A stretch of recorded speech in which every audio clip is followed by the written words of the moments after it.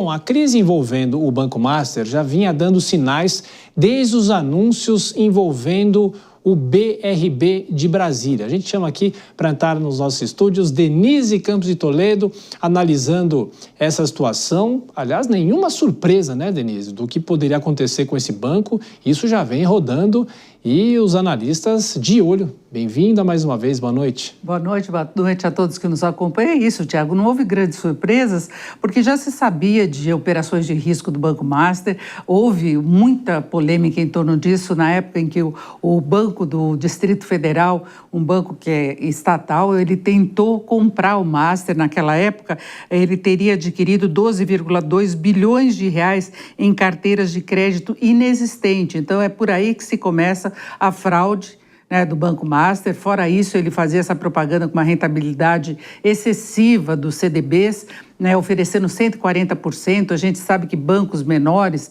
geralmente têm que oferecer uma remuneração maior para poder concorrer com os bancos maiores, mas isso saía muito da média do mercado e, curiosamente, no anúncio de divulgação dessa rentabilidade, ele colocava que os títulos tinham cobertura do Fundo Garantidor de Crédito, que agora vai ter de bancar toda essa despesa. Se estima, em princípio, algo em torno de 41 bilhões de reais, seria 1,6 milhão de credores que estariam habilitados, porque nem todos podem receber esses recursos. O limite é de 250 mil reais, dependendo da aplicação ou do depósito feito por CPF ou por CNPJ. Então, muita coisa terá de ser investigada, avaliada, ver qual que é o patrimônio efetivo do Banco Master, mas desde aquela época em que houve essa tentativa de venda para o Banco de Brasília, o Banco Central rejeitou. Coincidentemente, eles tinham muitas relações políticas, relações com o poder público. Naquela época se discutiu a possibilidade de afastamento por decisão do Congresso de integrantes do Banco Central, da presidência, inclusive se houvesse irregularidades.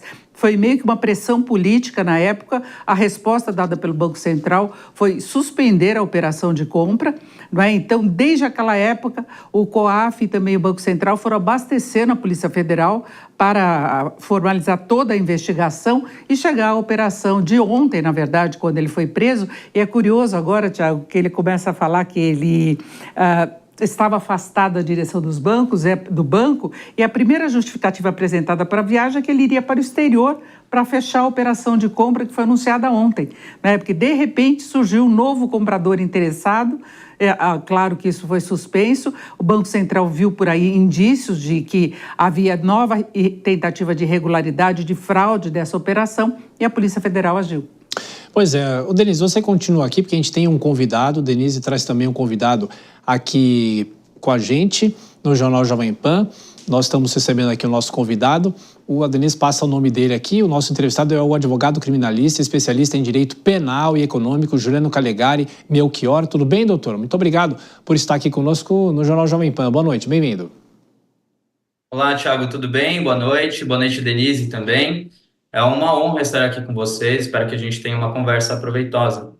Eu queria perguntar para o senhor o seguinte: como que a situação desse banco chega a esse ponto, com muitos indicativos desde a história do BRB em Brasília, doutor?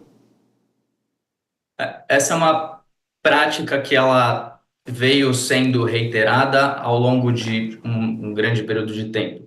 Acho que para a gente responder isso de uma forma adequada, a gente tem que entender que a atividade bancária ela é uma atividade que tem um risco inerente. Isso significa dizer que o desenvolvimento da gestão de uma instituição financeira envolve um risco que lhe é inerente. O problema é quando nessa gestão da instituição financeira você ultrapassa os limites do que poderia ser aceitável como um risco comum, normal e prudente daquela atividade que é desenvolvida. O Banco Master já havia alguns anos que ele começou a emitir papéis com retornos além da capacidade de pagamento dele. Então, nós vimos que a prática no mercado, se os CDBs eram emitidos com um retorno de cerca de 100% do CDI, 105% do CDI, o Banco Master emitia papéis com retorno de até 140%, 180% do CDI, o que é muito além do mercado, da prática do mercado, e ia também muito além da capacidade do Banco Master conseguir pagar isso. A partir do momento que se criou uma bolha que não era possível mais pagar, o Banco Master começou a praticar outras atividades que podem significar uma gestão fraudulenta de instituição financeira. Então, Agora, parece que... doutor Juliano, desculpe interrompê-lo, mas eu ia falar das operações dele com outros bancos, como é o caso do Banco do Distrito Federal, que fez transferências para o Master, inclusive depois que foi negada a autorização para compra do banco. Então, houve transferência de recursos, houve decisão também de afastamento do presidente Paulo Henrique Costa, né, do banco, exatamente por suspeita. Inclusive, foi solicitada a prisão dele, que não foi autorizada pela Justiça, apenas a operação de hoje, e ele já foi afastado da direção do banco. E tem uma outra questão que está sendo muito discutida, que pode trazer perdas importantes, que são os fundos de pensão de várias cidades que operavam com o Master, sabendo de todos esses riscos que o senhor estava citando, inclusive a excelente rentabilidade, apontavam isso como uma oportunidade de se ter uma rentabilidade maior, e agora fica esse rombo financeiro. O Rio de Janeiro talvez seja o caso mais grave, que é o pagamento dos servidores aposentados. Não é? E são várias cidades espalhadas pelo país, e a gente percebe que algumas têm ligações com partidos políticos, têm ligações aí com o Centrão. Então, poderá haver outros desdobramentos jurídicos também, não é?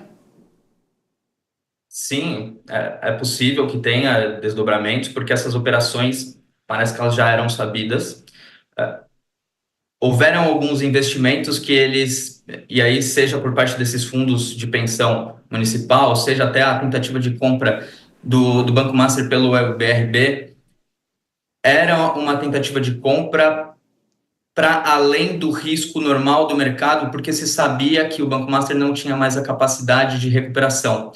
Então, a partir do momento que a gente constata que, de fato, gestores de banco público e de fundos de pensão públicos, eles fazem investimento em algo que pode ser prejudicial aos seus acionistas ou aos pensionistas, é possível que a gente se constate, primeiro, se verifique se há algum tipo de envolvimento doloso dos gestores com esse tipo de investimento, né?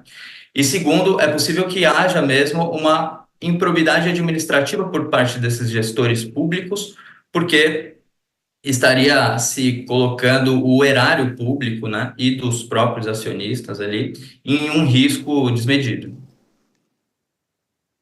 E como que fica a situação de quem não está habilitado para receber até os R$250 mil, dependendo do investimento da operação feita com o Banco Master, e também esses fundos de pensão agora? Como é que é a ordem de pagamento, de ressarcimento? Claro que vai ser feito todo um levantamento do patrimônio. Eu acho que entra, inclusive, o patrimônio do próprio presidente, proprietário do Banco Master, que tinha uma vida de ostentação, né, que ele fazia questão de mostrar, de expor muito isso.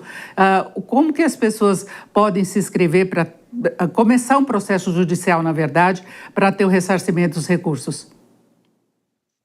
Primeiro, que quem tinha investimento de até 250 mil está protegido pelo fundo garantidor, pelo FGC, e essas pessoas elas vão conseguir ter a devolução desse dinheiro, desses investimentos, por meio do fundo.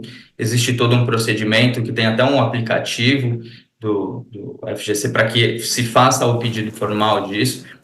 Esse pagamento não é instantâneo, porque vão se criar algumas listas de quem será o beneficiário desses valores, e a partir de então serão feitos os pagamentos.